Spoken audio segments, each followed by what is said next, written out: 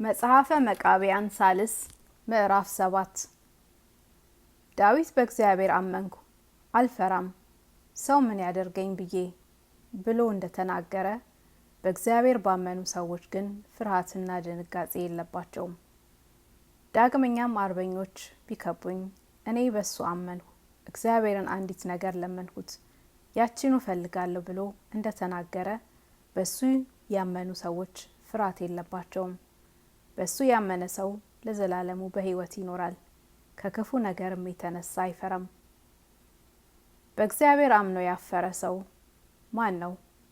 ለመኑትስ ቸል ያለው ማን ነው? የወደደኝን እወደዋለሁ፣ ያከበረኝንም አከብረዋለሁ፣ በንስሐ ወደ እኔ የተመለሰውንም እጠብቀዋለሁ ብሏልና እሱን አምኖ ያፈረ ሰው ማን ነው? እውነት ፈርዳችሁ የባልቴቱን ሰውነት አድኑ። በክፉ ነገር ከሚቃወሟችሁ ሁሉ እግዚአብሔር ያድናችሁ ዘንድ አድኗችኋል። ጠብቋቸው። የደጋግ ሰዎች ልጆች ይከበራሉና አትርፈው ይሰጣሉ እንጂ እህልንም አይቸገሩምና ከእናንተም በኋላ ልጆቻችሁን ያድናቸዋል።